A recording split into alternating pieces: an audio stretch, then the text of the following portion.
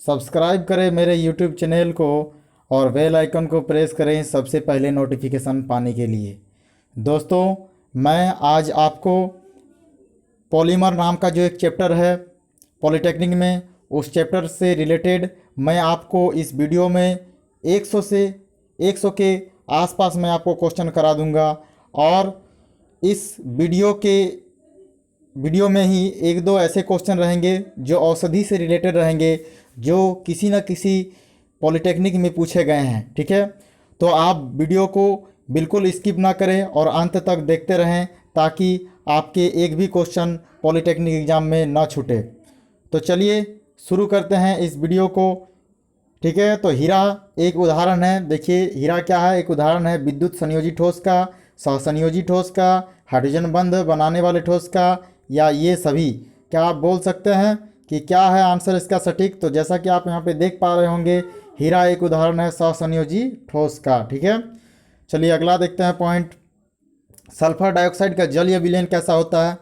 तो sulphur dioxide का जलीय विलयन अम्लीय होता है, अम्लीय। नेक्स्ट क्वेश्चन, प्रोटीन में होता है। देखिए प्रोटीन में किस प्रकार का बॉन्ड होता है, बंध? तो प्रोटीन में होता है एमाइड बंध। जरूर याद करके जाएं प्रोटीन से रिलेटेड। देखिए ये क्वेश्चन पॉलीमर से है, बहुलक नाम के चैप्टर से है।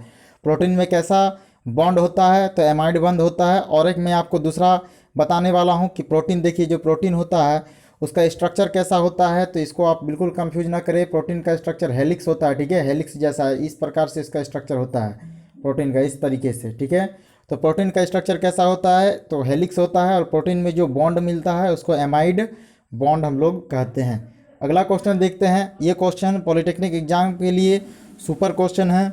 अगला देखिए, किसी भी विद्युत रासायनिक सेल में कैथोड हमेशा कैसा होता है? वो इलेक्ट्रॉन, ठीक है, कोई इलेक्ट्रॉन ग्रहण करने वाला होता है। कैथोड, कैथोड क्या होता है? इलेक्ट्रॉन को ग्रहण करने वाला होता है। अगला पॉइंट, ग्लोबल वार्मिंग का कारण क्या है? जो ग्लोबल वार्मिंग है, पृथ्वी का जो टेम्परेचर डे बाय डे बढ़ रहा है, इसका क्या कारण है? सबसे मुख्य जो गैस है वो क्या है? CO2 है। इसके अलावा मीथेन भी होता है। ठीक है, CH4 भी होता है, कार्बन मोनोऑक्साइड भी होता है, नाइट्रोजन मोनोऑक्साइड होता है। इसके अलावा और बहुत सारे गैस होते हैं, लेकिन जो मुख्य ग्लोबल वार्मिंग का कारण है वो है कार्बन डाइऑक्साइड। अगला क्वेश्चन है, रेड लेड किसको बोलते हैं? तो ये होता है ट्राई प्लम्बिक टेट्राक्साइड को हम लोग बोलते हैं रेड लेड। जैसा कि आप यहाँ पे देख पा रहे होंगे, ट्राई प्लम्बिक टेट्राक्साइड को हम लोग रेड लेड बोलते हैं, लाल सीसा कहते हैं। अगला है, रक्त का जमना किस विटामिन के कारण होता है? तो विटामिन के कारण होता है रक्त का जमना। ठीक है, अगला है, भूरे कोयले में, भूरे कोयले में कार्बन का प्रतिशत कितना होता है? तो भूरे कोयले में कार्बन का प्रतिशत होता है 55%। जरूर याद रखें इसको। अगला पॉइंट, गंधक, गंधक जब नाइट्रिक अम्ल से, ठीक है, गंधक जब नाइट्रिक अम्ल में डाला जाता है तब गैस निकलती है। जब गंधक को यानी सल्फर को हम लोग नाइट्रिक अम्ल में डाल देते हैं तो बताइए कि कौन सी गैस निकलती है? तो उस गैस का नाम है सल्फर डाइऑक्साइड। अगला क्वेश्चन, गैस जो वायु में रखने पर जलने लगती है उस गैस को क्या बोलते हैं हम लोग? ऐसा गैस जो वायु में रखने पर जलने लगती है स्वतः ही, उस गैस को हम लोग बोलते हैं PH3 और इसका रासायनिक नाम है फॉस्फीन। अगला है, सल्फर डाइऑक्साइड गैस के रंग उड़ाने की क्रिया किसके कारण होती है? तो अपचयन के कारण होती है। ठीक है, अगला क्वेश्चन है, कौन संक्रमण धातु नहीं है? तो देखिए यहाँ पे लेड जो है संक्रमण धातु नहीं है, PB संक्रमण धातु नहीं है, क्रोमियम, टाइटेनियम, टंगस्टन सबके सब संक्रमण धातु है, ट्रांसिजन एलिमेंट है।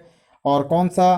देखिए डी ब्लॉक के एलिमेंट को हम लोग ट्रांसिजन एलिमेंट बोलते हैं, संक्रमण धातु कहते हैं। तो यहाँ पे क्रोमियम, टाइटेनियम और जो ये W से टंगस्टन होता है, ये सब के सब क्या है? संक्रमण धातु है। आप मुझे कमेंट करके बताएं कि टंगस्टन का परमाणु संख्या कितना होता है। ठीक है, टंगस्टन का।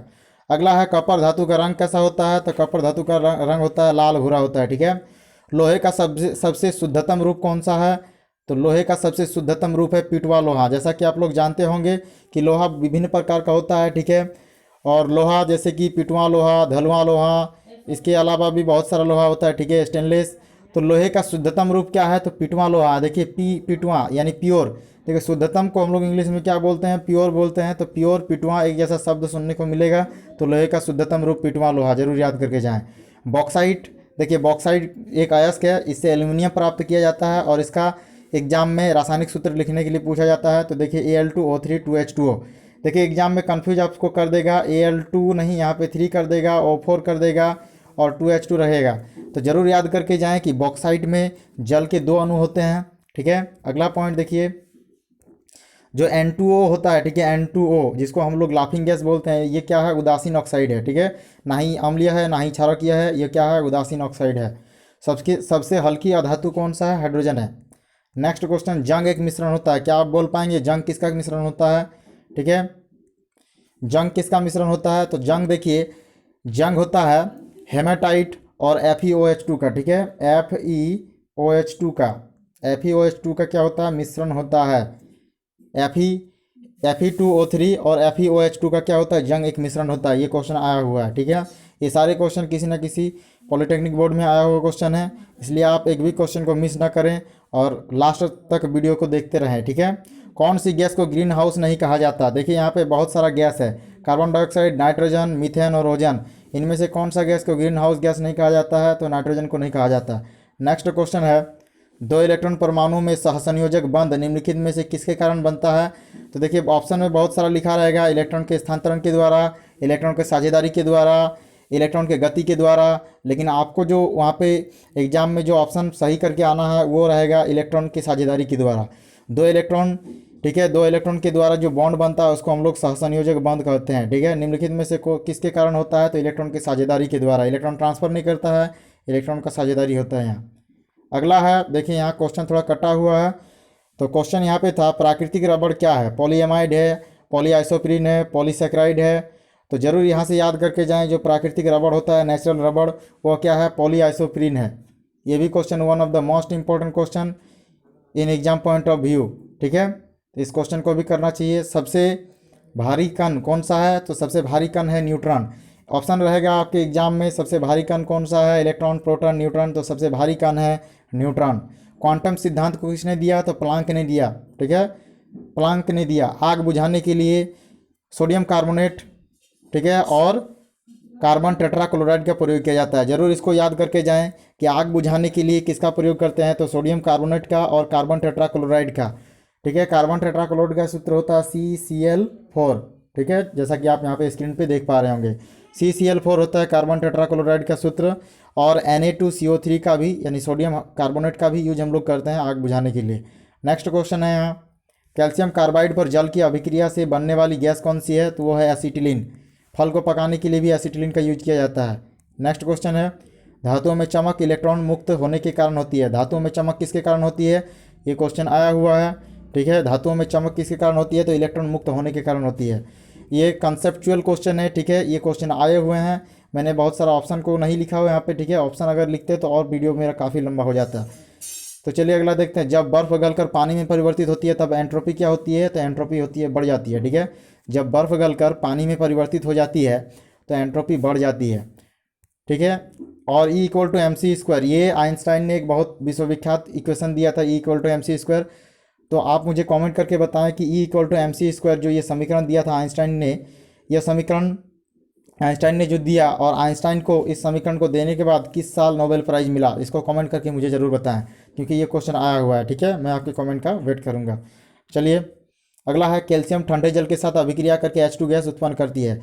एग्जाम में लिखा रहेगा कि इनमें से कौन सा तत्व ठंडे जल के साथ क्रिया करके H2 गैस बनाती है, तो वह है कैल्शियम, Ca, ठीक है। अगला है, जल का वाष्पित होना भौतिक परिवर्तन है।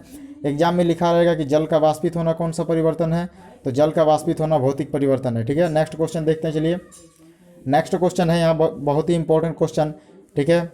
नेक्स्ट क्वेश्चन है, निम्न में डिटर्जेंट कौन सा है, तो देखिए निम्न में डिटर्जेंट कौन सा है, Teflon, bakelite, sodium lauryl sulphate और ट्राई नाइट्रोबेंजीन। चलिए यहाँ पे आंसर इसका क्या हो जाएगा, तो सोडियम लॉरिल सल्फेट को हम लोग डिटर्जेंट बोलते हैं, ठीक है, सोडियम लॉरिल सल्फेट को। आप मुझे कमेंट करके बताएं कि जो टेफ्लॉन होता है, जो टेफ्लॉन, ठीक है, टेफ्लॉन TEFLON, टेफ्लॉन, ये एक पॉलीमर है। तो ये जो टेफ्लॉन नाम का एक पॉलीमर है, ये पॉलीमर किस मोनोमर से बना होता है, यानी इस पॉलीमर के लिए कौन से एकलक होते हैं, ठीक है, मुझे कमेंट करके बताएं। और बेकेलाइट का भी बताएं कि बेकेलाइट का कौन कौन से एकलक का यूज करके हम लोग बेकेलाइट बनाते हैं, ठीक है। चलिए अगला पॉइंट जानते हैं, क्लोरीन का प्रयोग प्रतिरोधी के रूप में किया जाता है। देखिए क्लोरीन एक दवाई के रूप में भी यूज होता है, विरंजक के रूप में भी यूज होता है, ठीक है, विरंजक चूर्ण के रूप में। तो क्लोरीन का प्रयोग प्रतिरोधी के रूप में किया जाता है। हाइड्रोजन बम ताप या अपघटन पर आधारित है, जरूर याद करके जाएं इसको, ठीक है। हाइड्रोजन बम ताप या अपघटन पर आधारित है, ठीक है। नेक्स्ट क्वेश्चन है, डायमंड क्या है, डायमंड यानी हीरा। ठीक है। डायमंड क्या है? आणविक ठोस, सहसंयोजी ठोस, आयनिक ठोस। तो यहाँ ऑप्शन इसका सही क्या हो जाएगा? डायमंड एक सहसंयोजी ठोस है। ठीक है। नेक्स्ट क्वेश्चन है, हाइड्रोजन गैस का ऊष्मीय मान सबसे अधिक होता है। चलिए आपको मैं